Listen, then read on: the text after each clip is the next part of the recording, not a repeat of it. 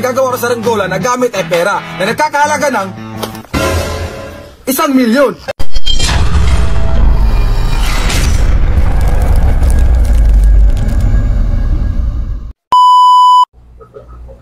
So what's up mga idol, welcome dito sa ating channel na Life Goes On. After natin ng mag-vlog ng mga patungkol kay Cherry White at kay Boy Tapang, meron na naman nilabas ito si Boy Tapang na isang vlog dito sa, subscribe nyo siya mga idol. Depende sa inyo kung gusto nyo pa siyang supportan o hindi, na nasa inyo po yan. Erica and Boy Tapang vlogs, okay? Sa kapatid niya ata ito, pero alam ko si Boy Tapang din ang gagamit ng channel na ito para tumaas. Mga idol dyan sa taas, meron tayong link ng Okbet. Subukan nyo dyan, baka manalo kayo. May free 200 dyan. Sayang din, no? Sa app na yan. Okay, so bago himayin natin tong video na bagong labas lang 7 hours ago ni Boy Tapang. Ito nga, nagpalipad ng 1,000,000 na sa saranggola si Boy Tapang. Tingnan natin kung gaano kayaman talaga si Boy Tapang at ginagawa na lang niyang saranggola ang isang katulad nito na marami tayong mga kababayan na naghihirap dito sa mundo, pero siya ay ginagawa na lang niyang laruan itong mga bagay na dapat hindi niya ginagawa. Okay, so di natin alam kung anong purpose niya sa kanyang paggawa ng saranggola na inilagay niya sa plastic at ipinalipad niya. Okay, ito mga idol, Life Goes On dito. Subukan nyo mag-subscribe, like, and share, or join the channel para meron tayong iba vlog araw-araw, no? So, dito sa ating gadgets on that, bisitahin nyo ating mga cellphone gadgets. Yung mga gusto mag-reseller mga idol, ay welcome kayo dito sa ating website, no? So, pwede natin yan i-ship anywhere in the Philippines. Okay? So, ngayong mga idol, subukan na natin itong himayin. Itong video nga na nilabas ni Boy Tapang na kung saan nagpalipat siya ng 1,000,000 na pera. Tara, let's go!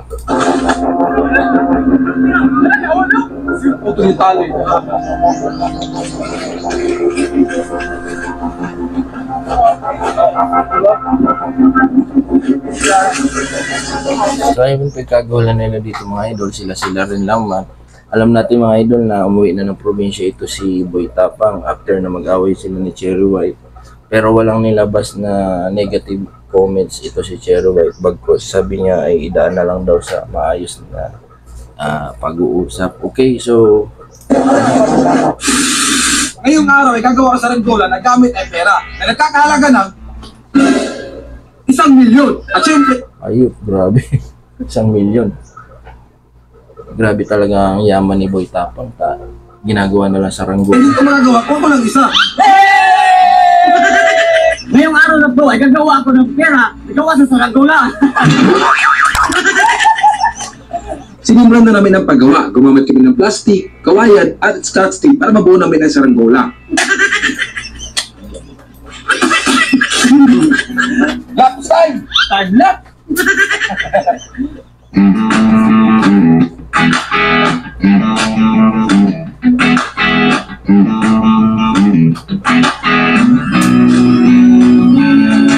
Ngayon mga katapa, nagkabuo na kami ng katawan ng saranggola. Ayan o.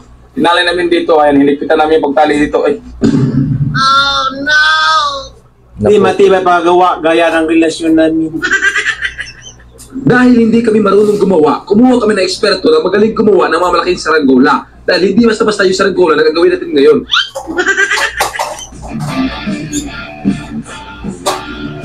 Sinimulan na ni Kuya ang paggawa sa ating dambuhalang saranggola na gawa sa pera. Una, gumawa siya ng matibay na kawayan para magkaroon ng lakas sa ating saranggola. At sinukat ito para magkaroon ng balanse. Linupit niya ang plastic kung saan natin ididikit ang pera. At sinukat ito para pagkasya ng 1,000,000. Ngayon, sisimulan na namin ang pagdikit ng pera sa saranggola.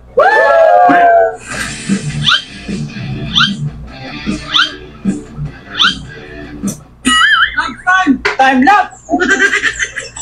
Sinimulan na namin ang pagdikit sa pera sa plastic gamit ang scotch tape. Sobrang haba ng saranggola, umabot ng 15 meters. Sobrang lakas na hangin, ako yung natakot, baka maputo yung nyo, baka mapunta na sa iba. Gusto ka na makapulot dito kung maputol ang lubid. Okay lang maputol yung lubid at masabit sa puno, wag lang mapunta sa dagat kasi sayang paglabasa yung pera. Sa sobrang haba ng saranggola, halos umabot kami ng 5 oras at gusto namin sumuko sa pagdikit nito. Last one!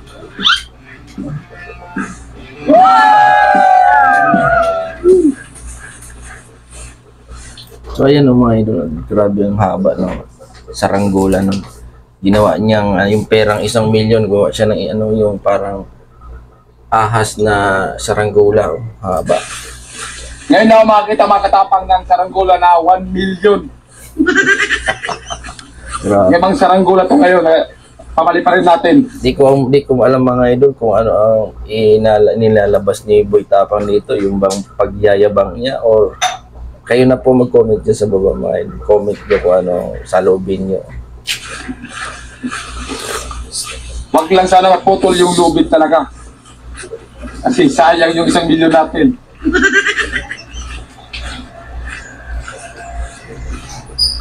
Handa na ba kayo na masaksiyan ng 1 milyon? Mga idol, kape tayo. Na saranggola! Handa na! Sir, mga katapang, dalawa yung kamera natin ngayon. Isa dito, tsaka isa yung hihila doon. Sobrang laya na saranggola natin ngayon na nagkakalaga ng 1 milyon. Kakaiba ito saranggola natin ngayon. Tayo pala yung nakagawa. Nagawa sa pera. Game na, game! 1, 2, 3, go!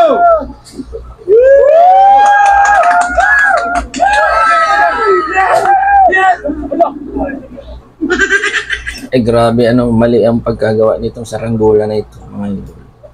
Ako na maliit, gumagawa din ako ng saranggola, Ako mismo. Ayan, lumulobo yung gilid. Dapat niyan, hindi yan nagaganyan.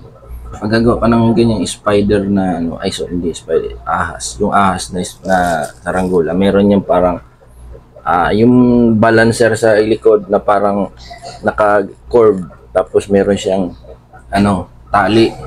No, yun yung pampaingay. At yun ang babalanse ito. Lumulobo. Hindi dapat yun. Hindi talaga yan magbabalanse. Dana. Eh, lang. Dana, naputol yung ulo eh. Naputol, dana lang. Yan, epic fail. Lipad na sana eh. Sayang. At least kung naputol na sa mababa pa. Yung mataas, di ba? Parang ang dating dito sa tao na ginawa ni Boy Tapang after ng kanyang break up kay Cherry White ay parang sinusuyo pa rin yan tao na mag-subscribe sa kanya. Pero nakapapansin ko mga idol, nung nakita ko ang Social Blade, bumaba ang marka ng kanyang revenue ni Boy Tapang after ng kanyang pag-expose kay Cherry White. Isa lang ibig sabihin nito na ang tao hindi na rin talaga naniniwala sa mga kanyang sinabi buhat nung nasa sa Jessica So siya na ang bait-bait pa niya noon. Sinasabi niya sa Jessica So na sana pag yumaman siya ay makatulong siya sa kapwa at maging humble siya. Pero dito sa kanyang pagbablog na naman ay pinapakita niya na parang naging magpapagmataas na siya. Mga idol, ang moral lesson natin dito sa mga bagay na ganito na ang sabi nga ng Panginoon sa atin, ang mga nagmamataas ay kanyang ibinababa. Ang mga babang loob ay kanyang itinataas. So, ganyan ang nangyari kay Boy Tapang. After ng kanyang hinaing kay Cherry White, dapat naging humble na lang siya at hindi niya ginawa yung kanilang away. So, ngayon, nagpakita na naman siya ng gilas. Tulad nito, hindi na siya kumakain ng mukbang, ng kung ano-anong mga exotic na ng mga kalukuhan. Ngayon naman ay nagpapakita naman na siya ng kanyang kayabangan. Sige, delikado pag nasa taas na, taas na putol, baka malayo mapadpad eh. Kasi masakit kasi ito. Ganyan sa kanipis, masakit sa kamay. Yeah! 3, 2, 1 million!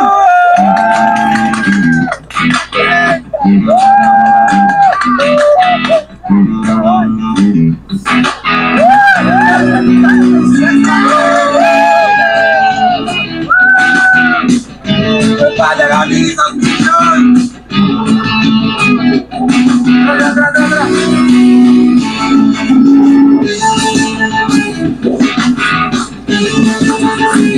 So ayan mga idol, balik probinsya ulit si Boy Tapang.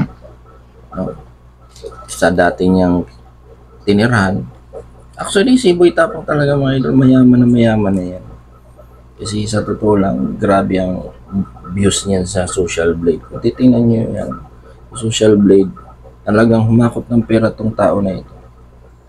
Kaya lang nawalan siya ng respeto after niya na nagsalita na kung ano-ano. No? Dapat ang recommendation ko na lang sa kanya, no, nanahimik na lang siya. So ngayon, pinatulpo siya, tapos ganyan ang nangyayari.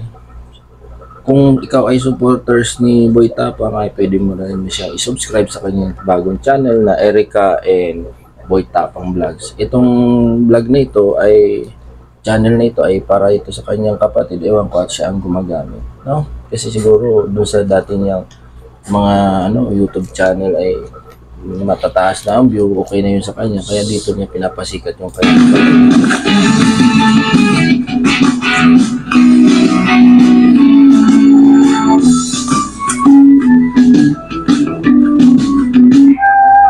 Wah, lumipad na yung pera.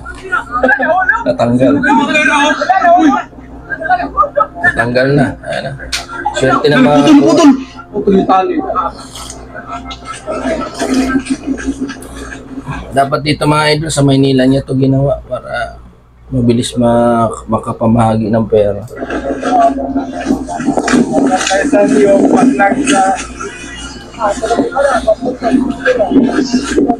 Hindi may nahulog po. Saluin. Dapat ginawa na lang niya dito ay pinamahagi na lang niya ito sa mahirap. No? Kung hindi yan nag-epic fail pa sila o epic fail ang tawag dyan, tingnan mo naman yung plastic. So, ibig sabihin, hindi rin tatagal ng ganitong saranggola. Parang ginawa niya lang ito para sa kanyang kayabangan, hindi natin alam. Galing no, lumipad eh. Galing no, lumipad. Pero ang katotohanan niyan mga idol, hinihikayat pa rin niya yung tao na bumalik sa kanyang pagbablog. Kaya lang, wala man tayong magagawa dyan kasi nalipad pero dari niyang kinuha din. Ibig sabihin, hindi man niya kaya talagang ibigay yung pera na yan. Okay, so sa lahat ng ating mga reaction video, sana may natutunan tayo mga idol. Ika nga, ang sabi ng Diyos ay ating masasabi yan sa Bible na ang mga taong mga nagpapakumbaba ay siya ang kanyang itinataas at ang mga tao naman na nagyayabang at nagaganitong mga ay binababa niya, So, salamat sa inyo mga idol sa pagsuporta sa ating channel. Actually mga idol, yung ng aking mga anak, mga sayaw ay hindi ko na i-upload pa at nagka-copyright claim mismo doon sa owner ng mga kantang pang festival. Okay, so abangan nyo, baka magagawa natin ng paraan. Salamat sa inyo panonood. God bless you all. Bye bye.